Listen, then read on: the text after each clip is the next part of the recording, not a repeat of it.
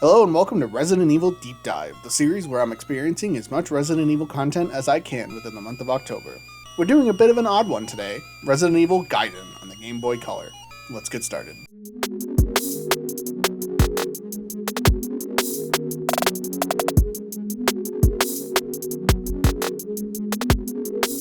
The point of me making this series was so that I could explore as many corners as I could of a series that I knew practically nothing about going into this.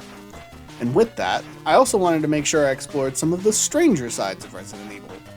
Nothing, at least to me, is stranger than a 2D spin-off game on the Game Boy Color of a largely, and especially at the time, PlayStation exclusive franchise. This game, for all intents and purposes, is charming. It's not particularly good, but it's not terrible by any means. I really like some of the ways they translated the usual game mechanics into this 2D space. This especially shines in the combat, where obviously the usual way of doing things wouldn't be possible, so instead you get to play this gunfire minigame that, although simple, is a great way to bring the combat mechanic over to this game. In terms of sprite work and the art in general, I actually think this looked really good. I was playing the game on an emulator, so I may have gotten a slightly skewed view of it without knowing what it looked like on a regular Game Boy screen. But in the way that I played it, I thought they did a really solid job. Sure, the main characters weren't overly detailed, but the zombies were well made and definitely set the mood really well. The environments overall were good, if not a little basic at points, but understandable for the limited resources. In terms of story, although it's no longer canon, it's pretty cool in concept. I like the idea of a viral infection on a cruise ship, as it's a nice environment for scares, as it can be claustrophobic knowing that there's no easy escape from this isolated place.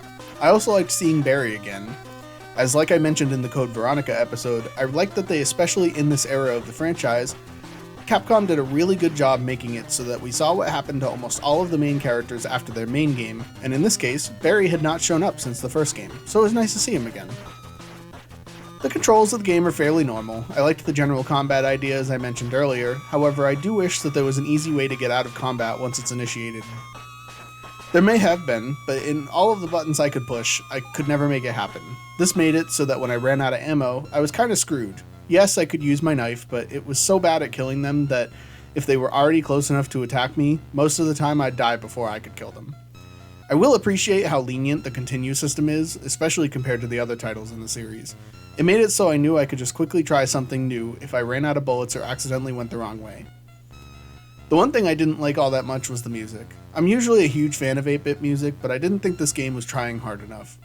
There are some good tracks, but the ones that are there get super annoying purely just because the game plays them on loop while you're in an area for way too long. I think listening to them in an isolated setting would make me have a better appreciation, because I wouldn't have to hear them on loop.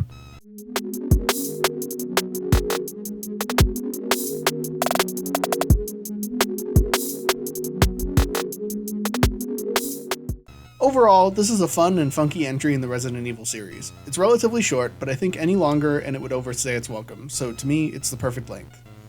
I wouldn't recommend seeking out a physical copy because of how expensive it's gotten, but if you know where to look, I'm sure you'll find a way to play it, because you should at least check this out. What did you think of Resident Evil Gaiden? Let me know in the comments below, and don't forget to subscribe while you're down there. Thanks for watching, and I'll see you tomorrow.